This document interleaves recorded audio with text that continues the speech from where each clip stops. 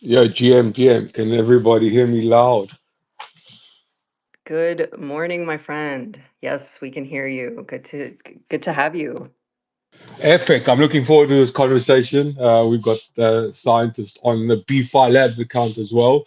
And I'm going to start spreading out the space, letting people know what's up, where we're at, getting the good vibes. Absolutely, absolutely. We're doing the same on our end, and if everybody here could just take a second to retweet the space so we could get as much reach as possible, that would be fantastic. Yeah, I was just actually on a call with a team out of Africa, like building consumer apps. And people are looking into Bitcoin there. I don't know if you guys follow Joe Nakamoto. He's a bit of a maxi, so I doubt he's playing in the ruins, but he goes around the world and he does these interviews where he's asking people about Bitcoin to try out Bitcoin, inviting them to try out. And there's an interview of him and a Nigerian taxi driver, and over there, they use something called M-Pesa, which is like a cash to a phone type application to pay and to survive and to get paid. And it just takes the most insane fee cut, and they're getting screwed. They anyway don't have that much money coming in, and they're already getting. They have to give M-Pesa 7 to 10% on top of that. So, and he showed him how easy it is to pay and get paid with Lightning. So Africa is definitely one to watch, in terms of Bitcoin adoption. Hey guys, thank you so much for having me and having me as a speaker. So nice to meet you all. My name is Machi. It's kind of pronounced Macchee, but Mati is also fine, or Matty, however you guys want it. So I'm a supporter of Bitcoin, Cardano, and Ergo. I've been in the space for several years now. I've been following BitcoinOS for very long as well. If you guys look at one of my recent tweets from last night, it was literally asking or mentioning that I think Ergo and Bitcoin OS have an amazing synergy. So we'll chat about this later. I don't want to take too much of your time right now, but I have a bunch of questions. So Yago, you're the man. It's pretty amazing to see all the work that you've been doing. I mean it. It's so exciting to see what you guys brought up. I'm pretty sure you know that when you guys introduced Bitcoin OS several months ago, Charles Hoskinson from Cardano, he went all in as well. He had not realized what Bitcoin OS or what Bitcoin was capable of doing until you guys brought it up. So now the race is on. Congratulations, what you're doing. And yeah, if you have any questions for me, let me know. Good to have you on board, and thanks very much for the kind words. And look forward to hearing what you're thinking. Yes, it's fantastic to have you, my friend. So good to have you. And thank you so much to everybody that's been joining as well. Let's just give it maybe 1 or 2 more minutes to let everybody come through. If everybody could please do us a favor, if you could just retweet the space, if you could tag a couple friends, that would be much appreciated so we could get as much reach as we possibly can. Hi guys, can you all listen to me? Hello, friend. Yes, we can hear you. All right, thank you. There's something I want to contribute about BeFi Labs. It's just an idea because I feel it has a very huge potential, but I also noticed that it's not available on the marketplace. The market list on CoinMarketCap, and I feel CoinMarketCap has a very strong um user base. And if people could actually see that they can purchase BRC20 coins and runes and the rest of them, anything Bitcoin in Bitcoin ecosystems, I think that would be a strong marketing idea for BeFi. So I don't know, can that be done? Can we do that? Just repeat your suggestion. I thought you were asking a question to the BitcoinOS team. So what he was actually asking was, he basically said that we can't view like the BeFi token on CoinMarketCap, and he feels that if it was on CoinMarketCap, that it could potentially help push the project out a little bit Uh, more. CoinMarketCap is a classic question. When token, you at least have to wait until the last 45 to 50 minutes before asking when token, when moon kind of questions, but we all have a very exciting update about discovery type tools to share soon that we're going to be releasing. So watch out for that, and definitely it's definitely centered around adding visibility not just to BeFi Labs, but to all the runes and ordinal projects out there. Because a lot of the times, if you go into these discovery platforms like CoinMarketCap or CoinGecko or DeFi Llama, or they're not really tracking the runes marketplaces as much, and therefore, like a lot of that Yeah. volume gets lost. So we're definitely working to change that, and we hope to drop some news in a couple of days. All right. Thanks for that. That is fantastic to hear. Well, welcome everybody. Thank you so much for being here today. Um, Today, we're actually going to be discussing all things Bitcoin, Bitcoin DeFi, and essentially what will serve as the catalyst for Bitcoin's next leg up. We're joined by our wonderful friends at BeFi Labs. BeFi Labs has created a DEX that's designed to revolutionize trading within the Bitcoin ecosystem, particularly focusing on BRC20 tokens and Bitcoin ordinals. With that, however, I'd love to hear a more in-depth explanation from you guys about what you're building over at BeFi before we get started. Sure. We are both. BeFi is one of the first venues where you could even trade these new Bitcoin fungibles like BRC20s and runes. We started off with obviously BRC20 support.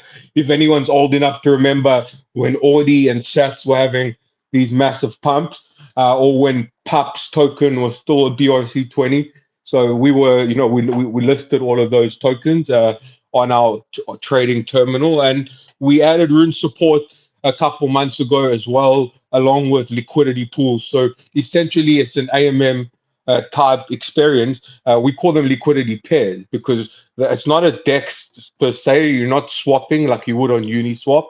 Rather, we give you a trading experience more similar to what you would get on Binance or another centralized exchange, in a sense of having the order book, having a chart, being able to set limit orders. Like it's a much more comprehensive, fluid trading experience. It's not just like discrete swaps for all these tokens. And the main advantage of using BeFi Labs, because there's a lot of great projects out there. The Xverse have in wallet swaps. A lot of teams working to build AMMs to build that out, and we have USDT support on a number of EVM chains, some of the leading ones that you might be familiar with, like Ethereum and Binance Chain and Avalanche. And essentially, you can swap USDT for, Ethereum for runes from one of those chains. So how it would work, you would just connect your wallet or MetaMask or your Phantom wallet, whatever it is, on the EVM network. So, swap USDT, click swap, and on, and then we have the order matching to connect you with runes on the Bitcoin network, and you'll get those runes directly to your Xverse, your Unistat, Magic Eden, whatever wallet you have. So it's this kind of like one click swap between USDT and Rune. Would definitely suggest checking that out. I'll pin a message once the conversation gets going, just to kind of give you guys something to look at. But I'm excited to be here and talk about I just realized, I just remember that BitcoinOS and Yago, you guys were you kind of made Cardano into a Bitcoin L2. So Charles Hoskinson has found his calling as a Bitcoin L2 salesman. So I'm interested to hear about that as well, because I think that's I believe that that's kind of the future direction of all change, really, to become Bitcoin L2. And I'm seeing this, in a lot of places around the ecosystem where the demand for BTC wrapped type collateral is eclipsing even like wrapped ETH and all the ETH derivatives. So, Bitcoin assets, I think they're going to be paramount on every chain out there in the ecosystem. Wow, appreciate that comprehensive overview. I'm still very much new to like ruins and ordinals. BRC20 tokens, I feel like a lot of our listeners probably are unaware of what that is as well. If you could just give us a quick explanation of like what ruins are, just so that everybody's kind of on the same page, that would be amazing. Sure. I kind of take it back to 2017 with the SegWit. So in the basics, runes are it's a token protocol on Bitcoin, as I explained to my kid brother, who just bought his first dog. It's like the ERC20 equivalent of Bitcoin. It's a set of instructions that format, sort of like a format for how tokens are created and transferred and minted on the blockchain. So before 2017, I think if I had to go back there, Bitcoin was there's always been this question of like, what is Bitcoin? Is it just a store of value, a digital gold, or does it have some other use cases, and can it expand beyond that? And until 2017, Bitcoin was it's a very slow moving compared to other networks, and therefore it moves with precision, and therefore but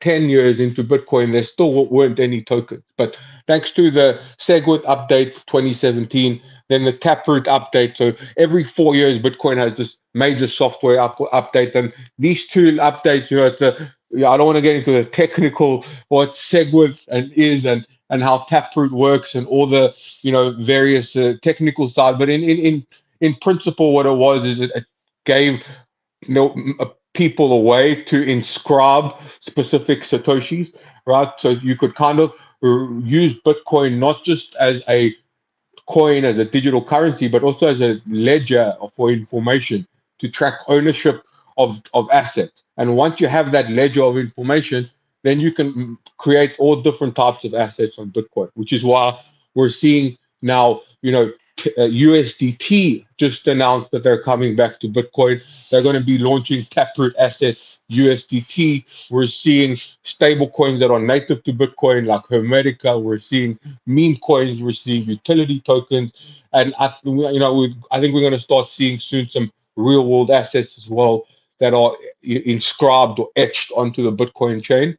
And obviously, that as we'll talk later, that has its ups, that has its pros and cons, right? Because Bitcoin was has a very specific architecture. It's a lot slower than maybe Solana or even Ethereum, and it's usually a lot more expensive as well. So it got its characteristics that make it fitting for certain types of use cases. I think we're still trying to find those use cases, what the best token use cases, and at the same time we're also building the infrastructure, because this is a very new, very recent invention of runes and ordinals. Ordinals are barely 2 years old. Runes aren't even but barely 9 months old. Since and all the infrastructure for swapping and trading and transferring and bridging, and that wasn't around. So we're very pleased to be on the front lines building these infrastructure pieces, so that eventually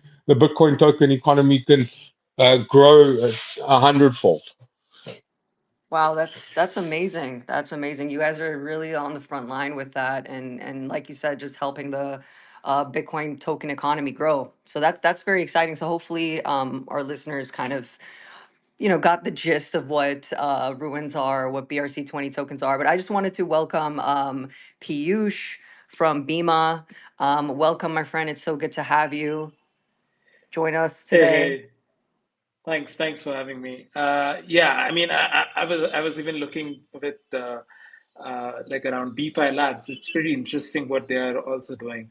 So, okay, converting into stable. Okay, so basically, I'm head of ecosystem at Bima. We are also building our stable backed by Bitcoin as a collateral, which can be even runes someday. So people who have, let's say, runes or ordinals in this space through that as well, someday I guess it would be easily possible. I think Arch, by Arch and a couple of other infrastructures in space, is making it possible in some way. But yeah, I mean, none of them is live.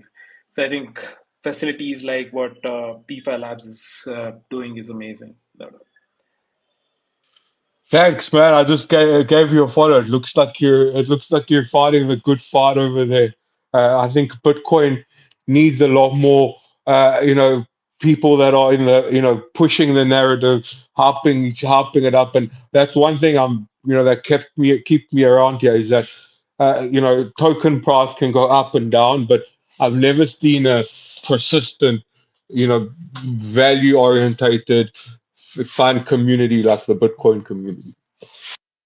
I agree. I agree. I think Bitcoin community is now literally in the phase that okay, they want to speak what they want utility on top of it. So that is, I guess, pretty much interesting going on in space. Like everywhere, be it runes, be it ordinals, be it the BTC L2s coming in, be it any infra coming into Bitcoin space. Like BitcoinOS guys are also doing amazing job. So I think overall, the community is speaking that okay, you did this, now do that stuff as well. So I think that is pretty sick to see in the space as well. I definitely agree with you both. And before we proceed, Iago, if you wanted to just give our listeners a quick explanation of what Bitcoin OS is as well before we jump into the topic of today, that would be awesome. Sure. So what we're doing with BitcoinOS is we're solving, I think, two of the key problems that exist in the crypto space. So problem number one, the biggest asset, if you clear out stable coins, the industry is basically the Bitcoin industry. BTC value is 70% of all of the value in the industry. And everything else is very, very dependent on Bitcoin. Everything sort of revolves around Bitcoin. If Bitcoin goes up, we know that other things go up. If Bitcoin goes down, we know that other things go down. But even more clearly, Bitcoin is the inspiration for everything else. And everything else, all of the stuff that we call crypto, has been developed as the application layer um, for crypto assets. And so you've got all of these different apps, right? Everything from GameFi to DAOs to DeFi to NFTs. All of this was designed to be different ways and tools and services and applications that you can use with the with crypto assets. And basically, none of them are connected to the biggest crypto asset. So this is a problem for Bitcoin. It's a problem for BTC holders because the reason people hold BTC is it's a way to take your money off grid, to take the value that you've earned and control it yourself only, and be free to use it however you want. That was the promise. That was the idea. But with BTC, you can't actually do it. You can hold it, sure, but every time you want to do anything with it, if you want to borrow, if you want to lend, you want to swap, you want to trade, you want to build services that can use it in different ways, like use it to as collateral for Bitcoin-backed stable coins, well, you have to go through some kind of centralized party. Even if you want to just bridge it to another system, you're going through some kind of centralized party. And the minute you do that, you give up the one key promise, the one key advantage that BTC was created for. And so, you rob BTC of effectively its Bitcoinness. So that's one problem. The second problem that we have in crypto is that crypto itself, all of this application layer, all of these smart contract chains, they have kind of they've created a huge amount of innovation, but kind of gotten stuck in a rut. And I think everyone can see this sort of in the narratives, everyone can see this in the price. And that rut is that basically they're stuck in um, a constant fragmented war with each other, right? So there's thousands of different chains, all competing with each other. This fragments the user base, it creates tribalism, it fragments the liquidity, um, and it creates the tribalism and fragments the UI, right? So the user experience in crypto is really really bad in comparison to other digital services that we know. And then on top of all of that, we've seen crypto get stuck in this sort of constant um, little niche where it's basically just Ponzinomics, gambling, speculation, like a giant casino. And it's an excellent casino, but it's stuck in the casino. And the vast majority of value, the vast majority of financial activity, everything from pensions to savings to bonds to mortgages, right? Inheritance, pensions, like everything that people actually use for 90% of what they do, it has stayed outside of crypto. And the reason is because you're building on Ethereum or Solana or Avalanche or Cardano, and all of these systems are extremely ephemeral, right? They're constantly changing, they constantly need to be updated. They feel like you're using some kind of software application. And you can't build something which is going to last 30 years, which is like the lifetime of your pension, your insurance, or your mortgage, or your savings, or or the company that you're issuing equity for. You can't build it on a system that isn't going to last nearly as long as what you're trying to build. And so the one system that we've built in this space, which is instead of being software, is permaware. The one system that we've built in the space that doesn't change, is super reliable, is more reliable than any other digital system we've ever built. That one system is Bitcoin. And so until we can start building on Bitcoin, we can't fix these problems. We can't fix this broken UI and these different chains being islands. We can't fix that everything is focused on gambling and casinos because we can't bring in true financial activity. And perhaps most importantly, in the near term, we can't fix the problem that BTC is a stranded asset that people can hold, but that's all they can do. So what do we need to do in order to fix this? Well, I don't think it's a secret. We've all known the answer since the very, very, very beginning. In fact, Satoshi, in the very first version of Bitcoin that he released, he introduced also the world's first DApp. He created a poker DApp on Bitcoin, and then he removed it because he realized that Bitcoin just didn't have the capacity at the time to run applications. And so applications have moved off into this world of crypto, and everything has become this fragmented island. So in order to solve this problem, we needed a huge technological breakthrough. And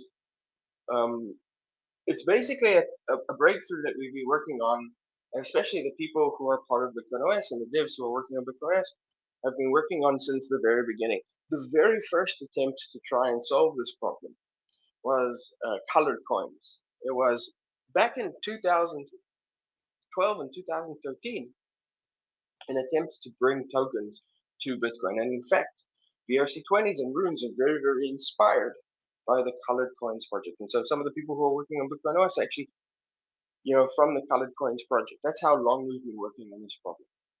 Around 4 years ago, we realized that there actually was a solution just around the corner to all of these problems.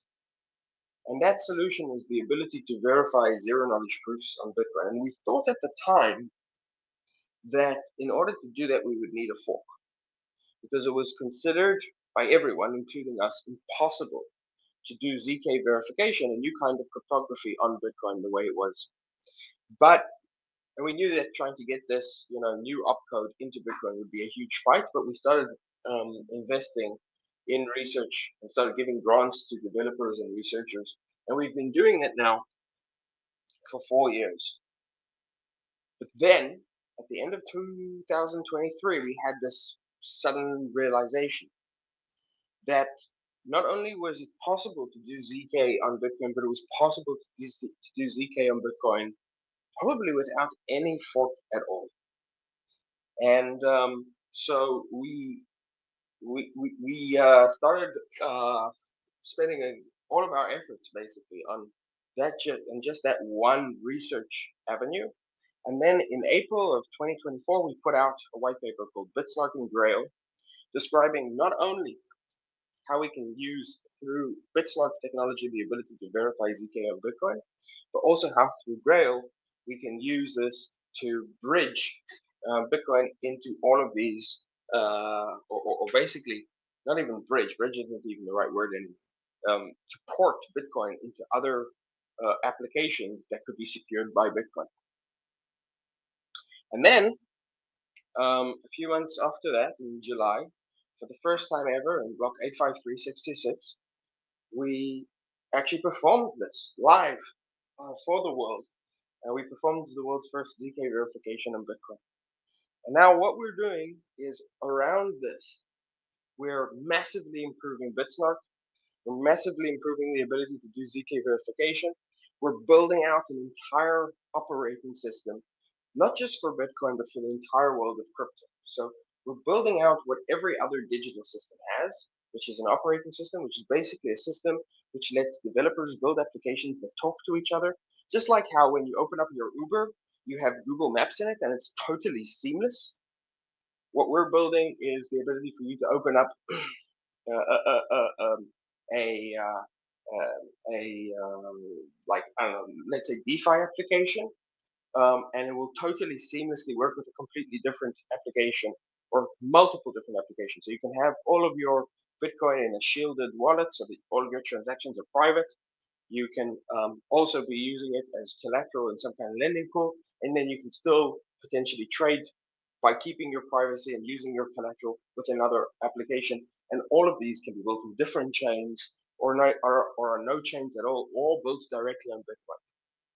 And so it's a solution for developers, but it's also a solution for fragmentation and for UI. And it also will finally allow us to start bringing in real financial use cases, because you'll be able to build things on Bitcoin, and Bitcoin is going to outlast anything you're going to build. So what BitcoinOS is it's basically a tool which now allows any kind of programmability on Bitcoin. It does it with effectively infinite scale, so you can have high throughput, low cost transactions at any scale with BTC. You can create new tokens which are fully programmable on Bitcoin. You can build dApps, or DeFi applications, whatever you want in Bitcoin. And one of the things that is right now sort of driving the most excitement is we're starting to see the biggest smart contract chains in the world basically integrating into Bitcoin through BitcoinOS, through BOSS. So they're becoming themselves Bitcoin layer twos, and the entire world of crypto is basically going to be what it always was meant to be, which is the application layer or the layer two to Bitcoin.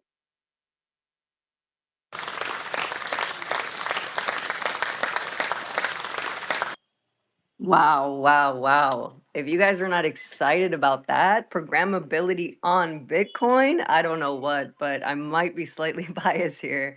But No, at but this, I think there is a huge excitement for other chains side as well, because I think like I personally have worked with multiple chains, including early stages in Polygon and Filecoin.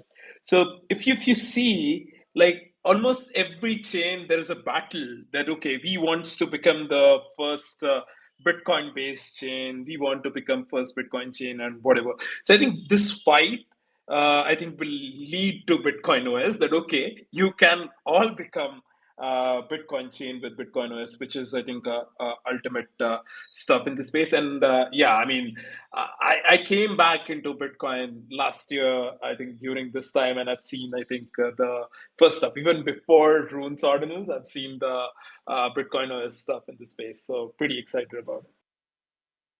yeah, no, that's a really great way to put it. Pretty much everybody is going to get a piece of the cake, right? Like with the infrastructure that we've created. Now that 1.9T that's been pretty much sitting dormant is going to flow into the entire Web3 ecosystem. So yeah, it's very exciting. And I'm so excited to see all of this come into fruition in the next couple of months. But with that, guys, let's jump into the topics of today. Obviously, in the next couple of months, we're going to see Bitcoin evolve greatly, moving beyond just being this store of value and peer-to-peer payment system, right, to supporting DeFi and dApps and honestly so much more. So I guess, what do you guys think will be the next major catalyst for Bitcoin's next leg up? And anybody could kind of like start. Yago, if you want to answer that, or Sure. BC1 Maven.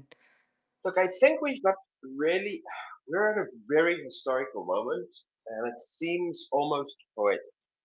So we've got a few really important things that are happening all at the same time. And if one of them was happening without the others happening, um, the impact would be less, but maybe it wouldn't work at all, or we would end up with a much worse world, right? So one of the big things that is happening is that traditional um, financial systems, including central banks and global governments, including the US government, are starting to accept Bitcoin as the world's first true new asset class of the digital age. And that's very important because um, the crypto and especially the Bitcoin industry um, has grown dramatically over 16 years. 16 years ago was a white paper. Today, it's an asset held by corporations, by governments, and by hundreds of millions of individuals around the world. So that's massive growth. But think about it, that throughout that entire period, the United States government and following them, basically most governments of the world were sanctioning Iran, were sanctioning Russia, were sanctioning North Korea, and were sanctioning Bitcoin. Right? How weird is that? Bitcoin sort of got bucketed with North Korea, Iran, and Russia. And it's very hard to grow your economy when you're under sanction from the largest economies in the world. The only one that managed it is Bitcoin. So suddenly, Bitcoin is about to be unsanctioned. In fact, that process has already started and is now about to be embraced. And so I think people are massively underestimating just how powerful a driver that is. Uh, the gold market cap of gold is 20 trillion. That's 10x where Bitcoin is now, and Bitcoin in a pretty short order is probably going to get close to and then exceed, basically flipping gold. So that's one thing that's happening. Second thing that's happening is at the same time, the global order that has existed since the end of World War II is crumbling. I think everyone can see that. And some people, like the current US president, are doing everything they can in coordination, really, with the government of China, the government of Russia, to pull apart the world order that we've known. And a new world order is going to be created. This is a huge opportunity. We're basically building an industry, a set of technologies which allow us to create alternate institutions. And it's very, very important that we get these institutions ready, build truly global, incorruptible institutions, because the current institutions are sort of in the final stages of collapsing. The third thing that is happening is we're going through the outside of crypto, the most important technological revolution we've ever seen. In fact, I would say it's probably more important just as a standalone than Bitcoin, and that is AI. We're creating non-human intelligence, and that is going to be the primary thing that technologists and that society is going to be grappling with over the next 5 and 10 years. And there's a very big danger in creating intelligent systems which are controlled in the same way that the Web 2 and the internet was controlled, which is you've got a handful of large players, they control everything. It's not decentralized because the power here is so much greater.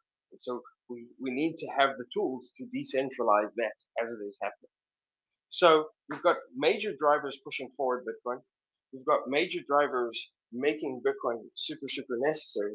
And at the same time, thank God, we also finally have the technology to allow Bitcoin to actually interoperate with all of these things. You can finally build financial tools on Bitcoin. You can finally interact and decentralize AI on Bitcoin. You can finally do any type of compute activity on Bitcoin. And so these four things are coming together. And basically, I would say that the only two things you need to pay attention to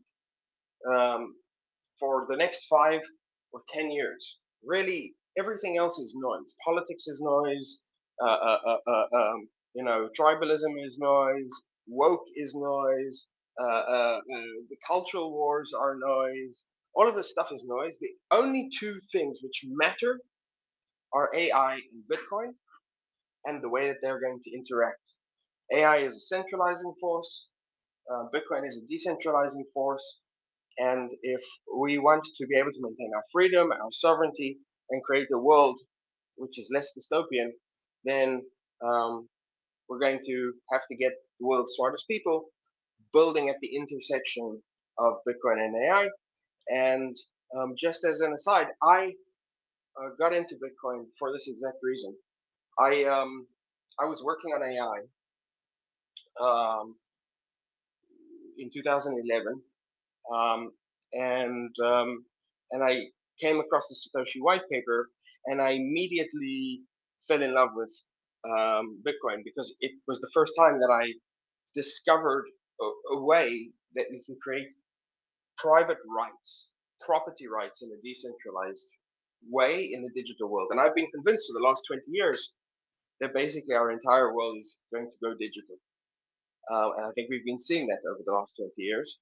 And so I became extremely protective of Bitcoin, and it's been my mission to make sure that Bitcoin would be ready to build the world that we need to build it um, when that moment arrived. That moment has arrived, and I think we're ready. And so for me, a lot of things have come full circle, and I think the next 5 years are going to be the most exciting and important, not just of our lives, but of any human life ever.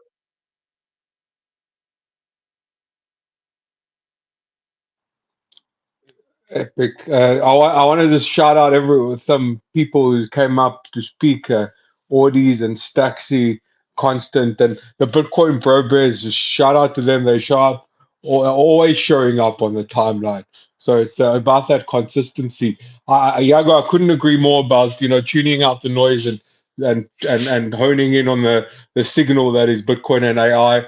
And you painted a dichotomy between them, and I think there's another one that's very important for the how the next 5 to 10 years will develop, and that Bitcoin is scarcity and AI creates abundance. As in, AI is just automating all different tasks and adding, agentic workflows are taking over humans, in almost every conceivable area of endeavor. So that's creating a lot of value. Think about the GDP growth that's been created, the stock market growth that's been created just from one chip company that supplies the hardware that's being used to train these models. I'm talking of obviously about NVIDIA. So that's the abundance that AI generates, and that should be making food cheaper. That should be making medication cheaper. That should be making education and road and flights cheaper. But anyone can tell you, that's not the reality. The reality is that inflation, even though there are gains to productivity from technology, inflation is a force that is just overpowering, and that is why every visit to the grocery store, to the travel agent, to the doctor is more expensive than the previous one. And I think Bitcoin is the antidote to that. That's where the scarcity comes in. So, people, I think AI is going to make the next 5 to 10 years, going to make the next, basic goods and services a lot cheaper, more affordable, more scalable. But at the same time, that fiat inflation is going to eat away at the purchasing power. So, you want Bitcoin is just going to be that black hole, that liquidity black hole that just sucks up all those productivity gains, where all the AI wealth that is generated that isn't spent immediately gets stored forever. And that's Bitcoin. It's going up regardless of, we don't need. It's nice to see, like, the David Sachs and the Senate Banking Committee and the Senate Agriculture Committee and the Senate, Doge Committee all get together and snicker about Bitcoin. But, the Bitcoin doesn't need them. It doesn't need Saylor. It doesn't need Michael, Nayib Bukele. Bitcoin is churning away a block every 10 minutes. It's got 99% uptime. It's got global consensus. No one is tamper proof.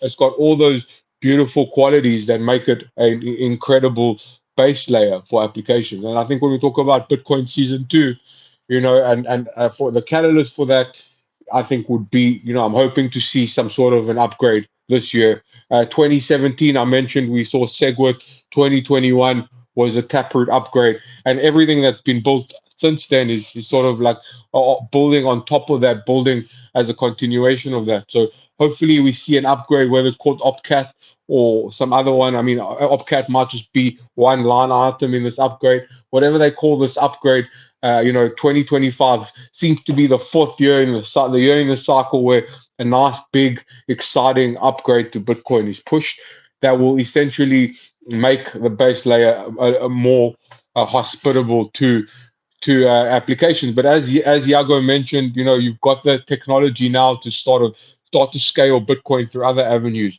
You don't necessarily need a fork or an upgrade, but I think for the as a catalyst, an upgrade would be, more than just same way with runes. Runes aren't such a big upgrade on BRC20, but it was just the narrative, the newness, the novelty. It brings back the mindshare, and that's I think what's missing right now. So I would love to see an upgrade 2025. I'm praying for it. I have no information whether one's coming on. I don't even know what the odds are on Polymarket at the moment. So if anyone has anything to say about a 2025 upgrade, would be happy to hear. But yeah, that's kind of where I see the next 5 to 10 years, and there's never a better time to bet on Bitcoin. I kind of, sync both with Yago and Maven on AI and Bitcoin season two. I would say it is season two for both. And if you see, like, AI is in the same position which Bitcoin is, that, okay, things are just getting started. In Bitcoin as well, things are just getting started.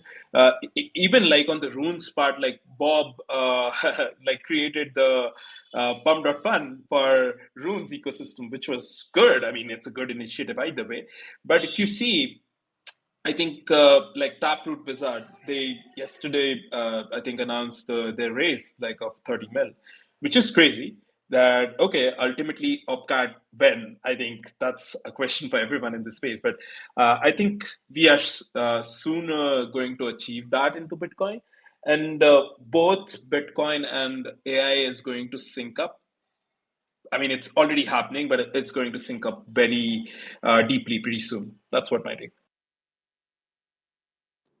Staxy, you actually had your hand up. Did you still want to speak? Yes, hi. I first of all wanted to say hi to all of you, Maven, Yago, Alien, Prima. Um, it's amazing to hear you speak. Like whenever I hear Maven or Yago speak, like my brain, like I just get like so much more smarter, guys. Thanks for sharing your knowledge with us every time and trying to make us understand all these complex things. And what you guys have built is incredible. And one thing I just always try to say, because what I see a lot is we have so many amazing projects and products and technology that people don't know about. And I see more and more how projects, L2s or whatnot, DEXs, they don't invest in marketing. So no one, like, you can have the best tech in the world, but if you don't have people, if you don't have like a full-on group working on bringing out like what you've shipped, no one will like. I'm not saying that, like, of course, people know you, but like that's in our bubble, in our Bitcoin bubble. Like, yeah, I would just, I see so many incredible things like Bitcoin backed stable coins, runes trading, like ZK proof now on Bitcoin, like everything. Like, but people don't know, like, and like I just can't say it enough. Like, let's try a way, let's find a way, invest more time, hire more people to spread out the word, because as you see with pump.fun, like there are people that are interested, but they get caught up by memes because the rest they just don't understand, and it seems too complicated for them, so they get stuck there, like, oh hey, I made like $1,000 today, okay, yesterday I lost two, but like they keep staying there because this is like the entry point and this is all they can do with the knowledge they have. And I feel like if we make things that we do more digestible to them, and not like they will not be scared away to actually try out other things where they're not going to lose as much money as they do daily by just trying to figure out like the trending pump of the day or of the hour, you know. And another thing I wanted to say about Bitcoin, like what I feel, I'm not a super technical person.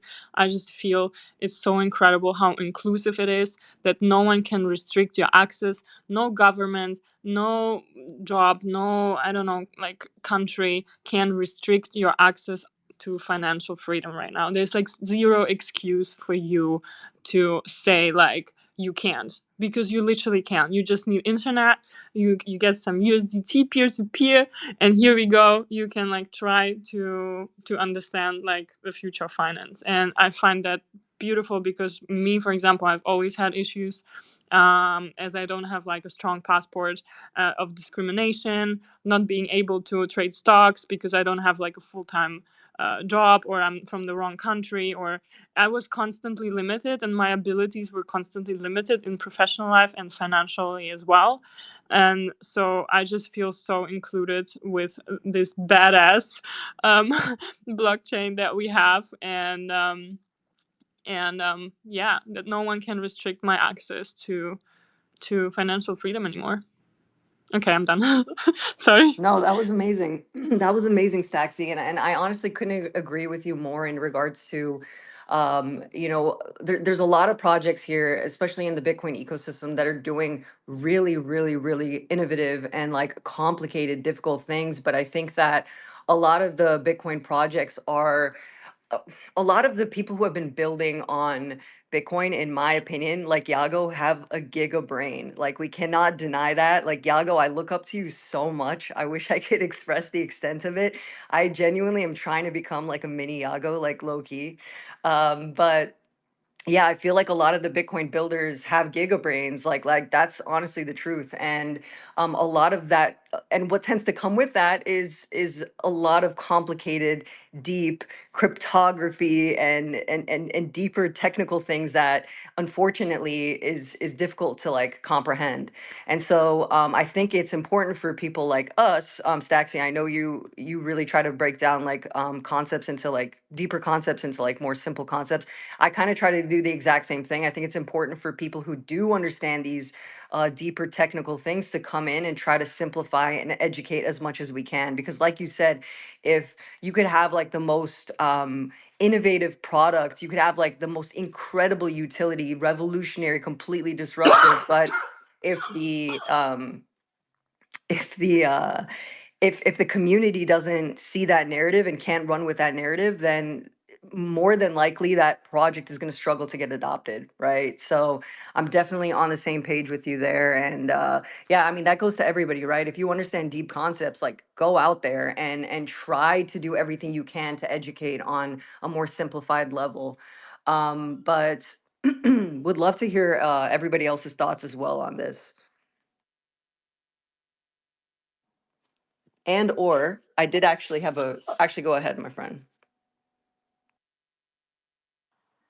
Now, I was going to concur with Staxi about the financial freedom part. I think a lot of us here kind of came up against some sort of barriers or glass walls or sort of limitations in a trad fast setting. Trying to get finances set up and dealing with banks and dealing with centralized entities. That it's very different when it's just your community, your GMs, and the smart contract, that kind of vibe. Yeah, I think 100%. I kind of even agree with Maven. So even my journey came via this angle. I used to be security researcher, and I want payment, but I was in India, so it's a huge taxation. So that's how I got my like Bitcoin in payment. So I think that's how I guess many people got the financial freedom with Bitcoin.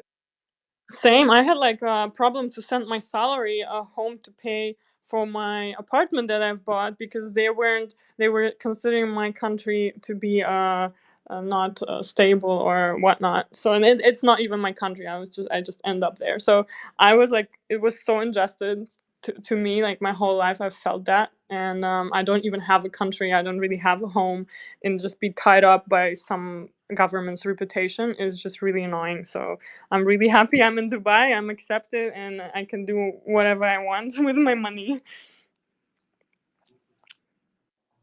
Wow, that's All right, extremely thank you. exciting. Oh, sorry, Barclay, go ahead. Oh, okay, Jim, Jim. All right, so I'm actually excited about what is actually happening here, and for some reasons, I was excited when I saw Pima and Staxi. Staxi is my very good friend, and I'm just so excited about what she's doing, and for the fact that what is happening here on the Bitcoin OS.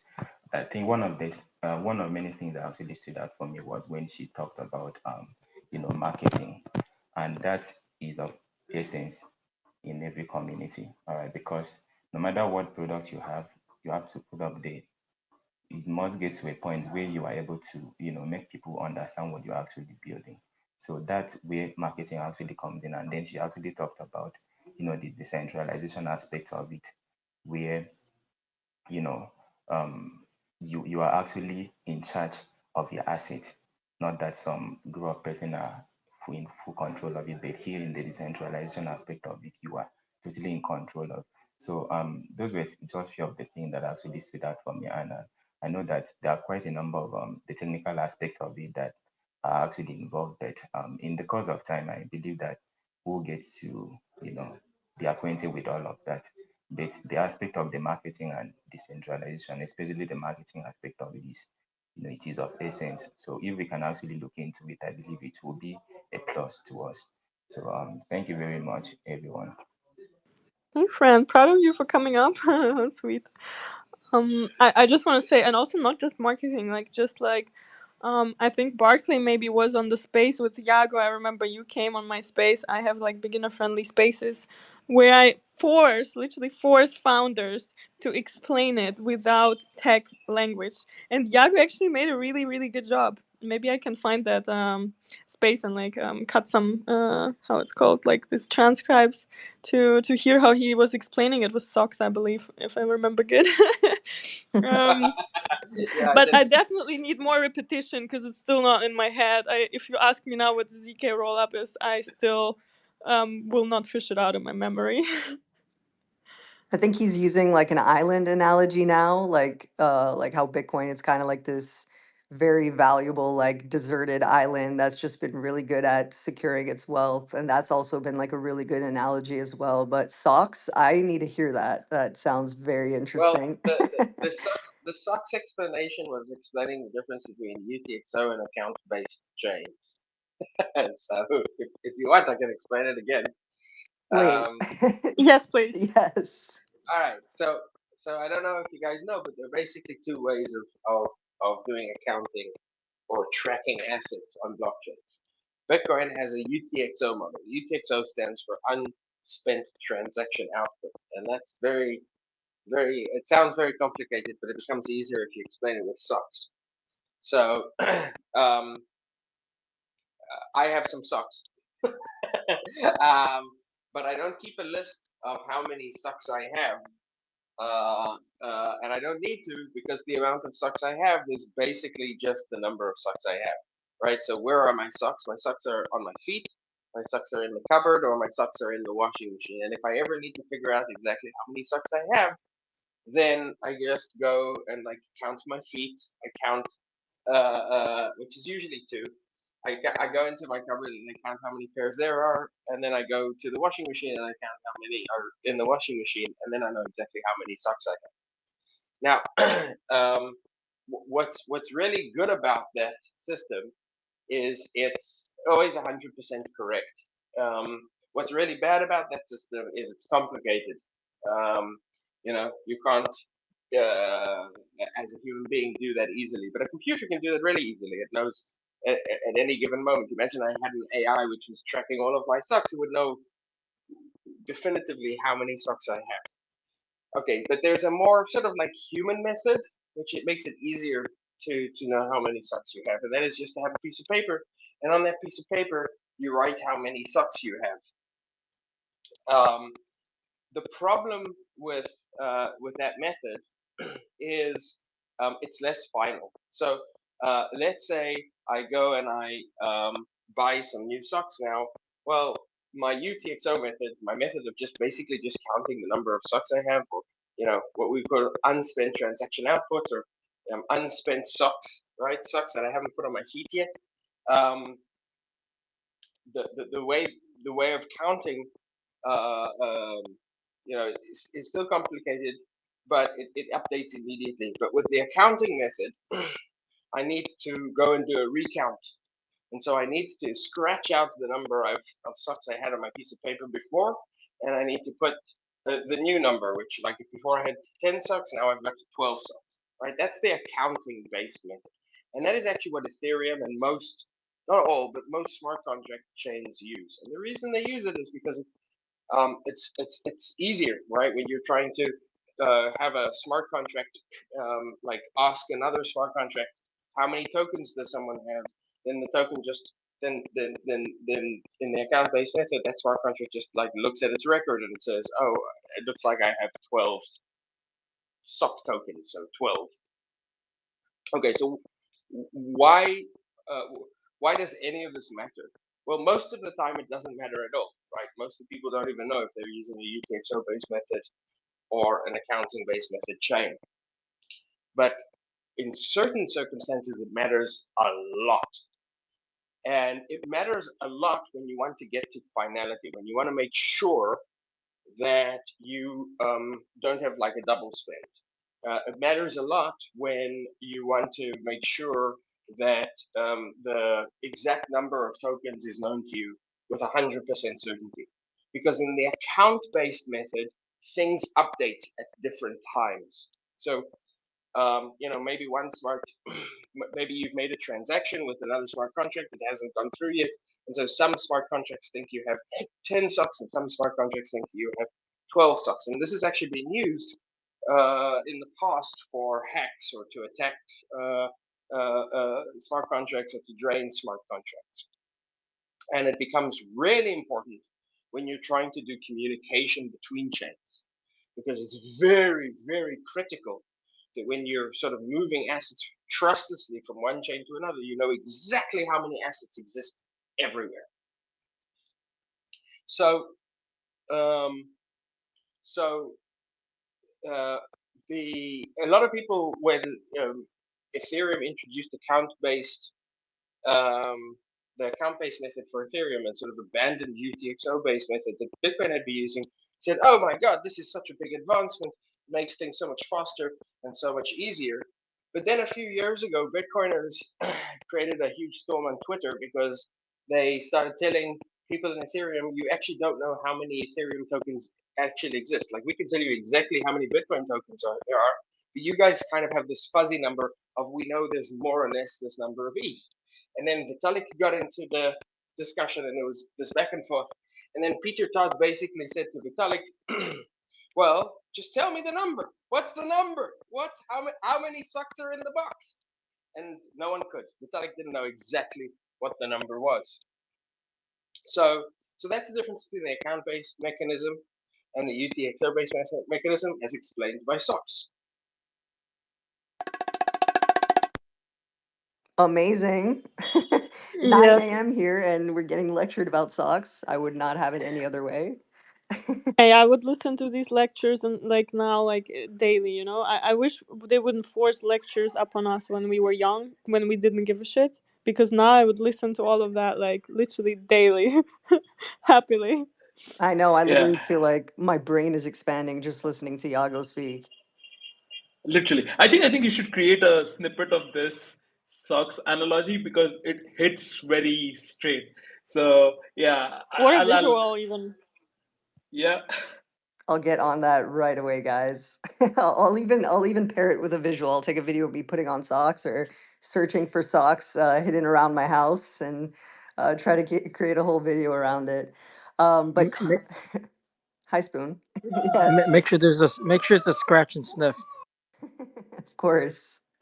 But welcome, Spoon. Good to see you. Constant, you've had your hand up for quite a while now, my friend. The mic is yours. Hello, William. Hello, Am I Constant. Good to audible see enough? you. Yes, you're All right, audible. thanks so much. All right. And greetings to BitcoinOS and the boss in the building, Yago. You said a lot, and I really learned from it. Now, I want to go straight to the point. I've been listening, and I love listening because it gives me this kind of vibe that I'm not the smartest person in the room. I've been saying before that if I'm the smartest person in the room, come on, I'll leave that room. It's not for me. So, straight to the topic, what's the next catalyst for Bitcoin? Now, we we look at it from the short term and the long term, but I like going on the long term. The next big catalyst for Bitcoin on the long term is AI and collaboration. AI and collaboration. I mean, agentic AI and, and collaboration. And Bitcoin OS, the boss, is leading this. So with Bitcoin OS, there is that collaboration, bringing in other blockchains, and this is a big catalyst for Bitcoin. Because why it's bringing back all the liquidity back to Bitcoin. This is an incredible, like it's an incredible innovation. And this is just the beginning, and a whole lot of people are not yet understanding this. Now, by the time the whole world, or 80% of the world, has understood this, Bitcoin will not be where it is today for real. So that's the only thing I want to say. I'll, I'll go back to the listening room and I'll keep listening. Thanks so much for bringing me here. So we just got some breaking news, which I've just posted to the top of the links here at the top of the conversation. So apparently, an announcement has just gone out that it's now become public that Arbitrum, who are the leading layer 2 on Ethereum, have integrated or in the process of integrating with Boss. And this is really big news because it's turning Arbitrum into a hybrid system, which now is getting security from Ethereum and from Bitcoin through Boss.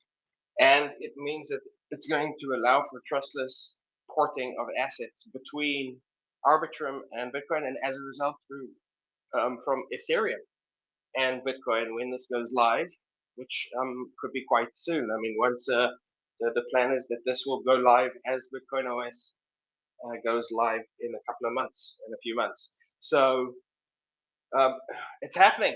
The largest projects, like we've already, there've already been a bunch of some of the largest projects announcing they're integrating with Boss, and Arbitrum is the latest in this line of the crypto world reintegrating directly with Bitcoin through Boss.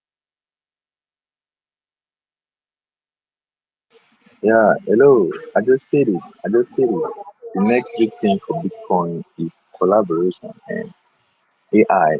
And the boss, Bitcoin is leading this journey. And, like, I'm so amazed to be a part of this amazing team. And, and we all are going to enjoy the ride. This is just the beginning. More success to Bitcoin. Constant, thank you so much. We really, really, really appreciate your support. Seriously, like, thank you so much for your advocacy in the community. And guys, this is what Yago was just mentioning. This is major, major, major, major news. If you guys could actually do us all a favor and retweet that post that's pinned to the Jumbotron, that would be much, much appreciated on our end, just to get as much reach as we possibly can, because this is major for both Bitcoin and Ethereum. So just your retweet and your support would be much, much appreciated on our end. But the Gold Rush, you've had your hand up for quite some time now, my friend. The mic is yours. Feel free to, yeah, feel free to speak. Sorry for the delay there. I was trying to retweet that tweet. So I guess I've brought this topic up in Bitcoin first and Bitcoin only spaces before, and the pushback that I seem to get is a lot of these OGs have already participated in these centralized exchanges, and they've all kind of gotten ripped off in one way or another, whether it be this exchange or that exchange that went down or whatever, and they've all kind of got their Bitcoin tied up, and the problems of the past, right? And now something to highlight here, and I guess this is kind of what I wanted Yago to maybe make a statement on, is that this has to do with zero knowledge proofs. It's decentralized. Now, even though the Bitcoiners, they call every other chain a shitcoin, right? But you're going to be using the infrastructure and the DeFi infrastructure of these other chains, but you'll be using it effectively kind of natively with your Bitcoin, right? So you won't need to actually hold the other token, gas token for the other chain. You should be able to seamlessly use your ZK effectively wrapped. I don't know if that's the right word. Bitcoin on these other chains in their DeFi protocols, and then so you can generate yield, lending, borrowing, all of that stuff. And, and also something that I would personally like to point out is that if you're using zero knowledge proofs on these other chains, this is one risk, right? And maybe Yago can check me on this. If say Ethereum forks now, and you were doing your DeFi on Ethereum, that would break all the ZK proofs, right? So can you maybe touch on can you say some things to reassure the Bitcoin OGs that this is going to be safe for their Bitcoin, or perhaps safer than a centralized exchange? And then also, can you maybe highlight some of the risks that may come along with this type of a setup? Sure, absolutely. Okay, so today, if you want to use Bitcoin on, let's say, Ethereum, then you have options like WBTC, which are the you know WBTC stands for Wrapped Bitcoin, Wrapped BTC, and what it basically is you've got a company in the middle. This company is BitGo, partly owned by Justin Sun. Well, Bitcoin isn't part of. I don't know if you know what the relationship, but WBTC is partly owned by Justin Sun, and so you give them your Bitcoin, and then they create a token on Ethereum, which is supposed to represent that Bitcoin. And this is the same as giving your Bitcoin to an exchange. And in fact, Binance have a version of this as well. They've got BTCB, right? Bitcoin Binance, which is you give your Bitcoin to Binance and they create a version, or Coinbase have CB BTC, which is Coinbase BTC. You give your Bitcoin to Coinbase, and they will give you a token which represents that token on another chain. And so, in this situation, you're basically using a centralized exchange, and they're saying here's a token that you can use in DeFi, but you're breaking the DeFi aspect of it because your trust assumptions now are not just I trust the exchange, but I also trust the chain that it's on, and I trust the DeFi platforms that I'm using. You're adding risk on risk on risk. Now, there have been a few attempts to try and create more trustless systems, right? So Stacks have SBTC.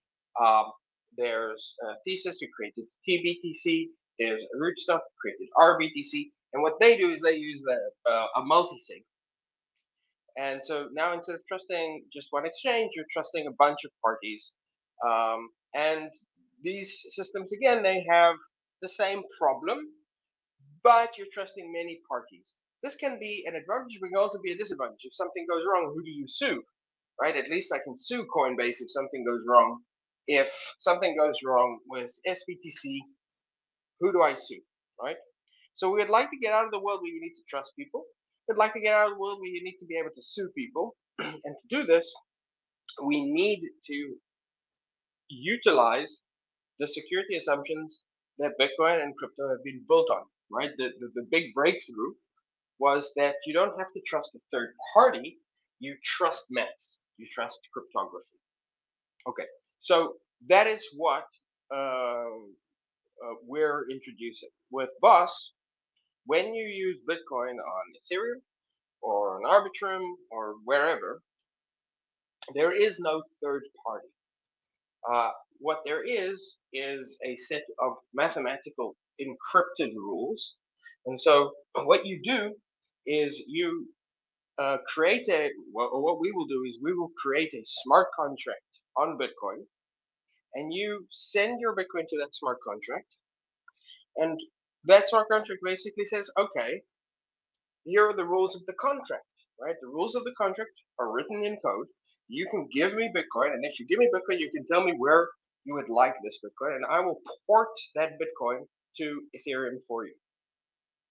And the way I will port that Bitcoin to Ethereum for you is I will send a proof, a zero knowledge proof, to Ethereum, and a smart contract on Ethereum will then issue for you the token representing Bitcoin, so you can use it on Ethereum if you want. This is a massive improvement, right? This is a quantum leap, because now there are no third parties in the middle. That doesn't mean that you don't have any risks, right? There's the risk that maybe we did something wrong with the maths, right? So that's why what we're going to be doing is going to be open source and audited, and as actually a pretty simple system, so that everyone can just check the maths. But then, of course, you're still exposed to the risk of Ethereum. You're still exposed to the risk of any DeFi application using Ethereum. But this is, we've taken out, at least, the biggest and most important risk from this equation. Now, there are some limitations here. One limitation is that for this to work, because it's in Bitcoin, we need to have a collection of what we call provers.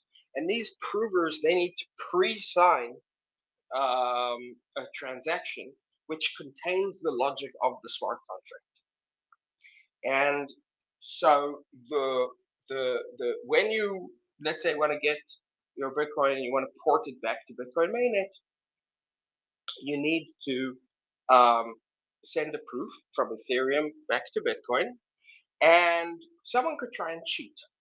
They could create a proof that doesn't really exist on Ethereum, right? That they have Bitcoin and send it to Bitcoin, and then you need to make sure that there's someone in the world who will notice that and prove that that proof is incorrect. Now, if they try to prove that that proof is incorrect, they will always succeed 100% of the time. It's just a mathematical outcome.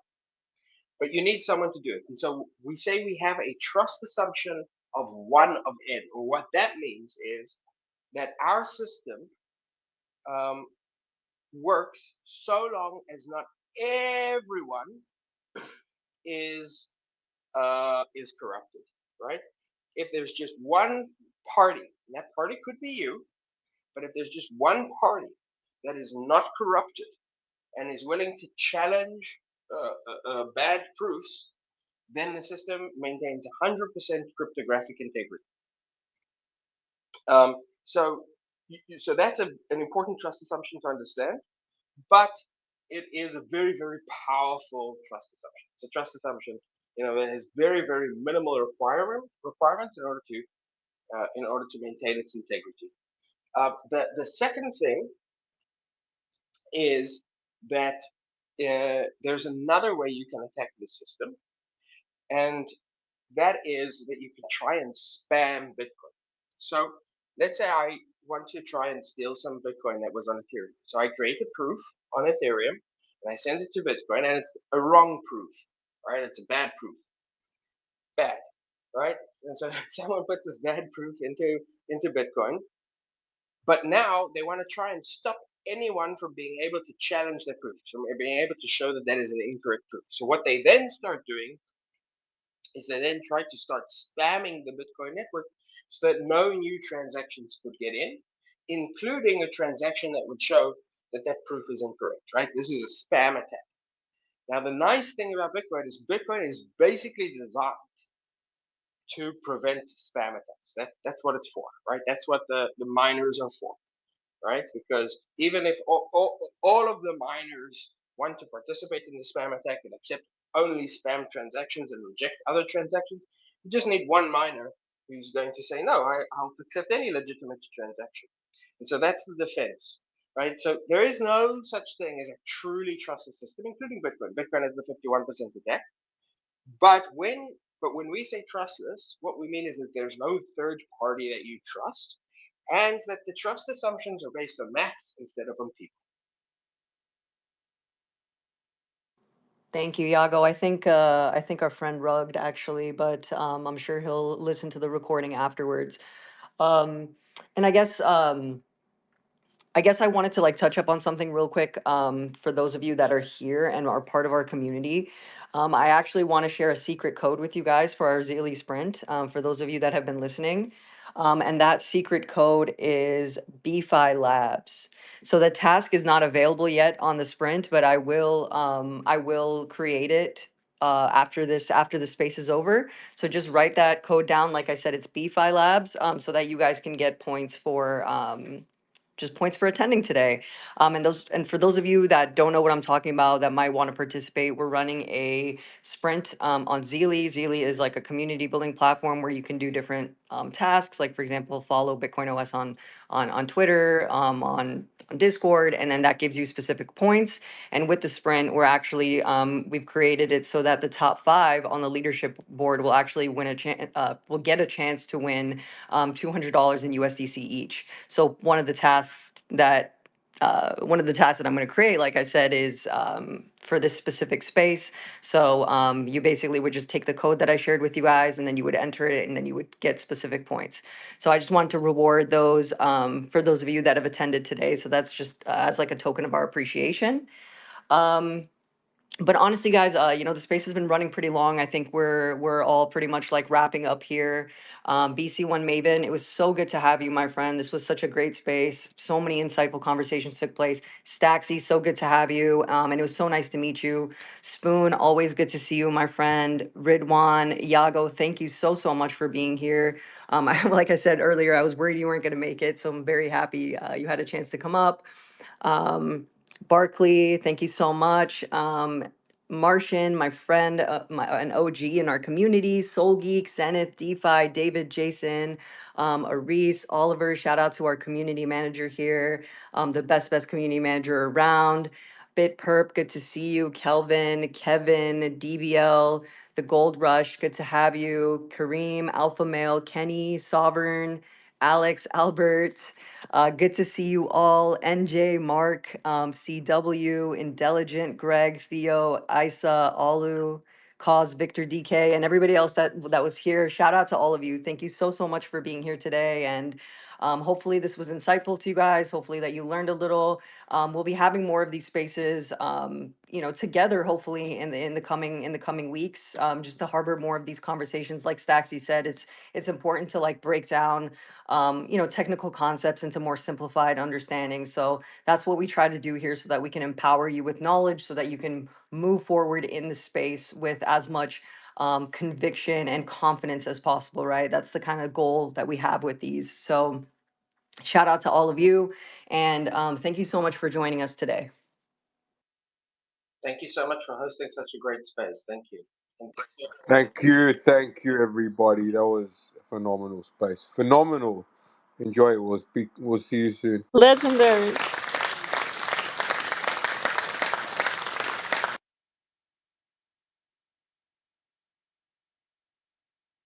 every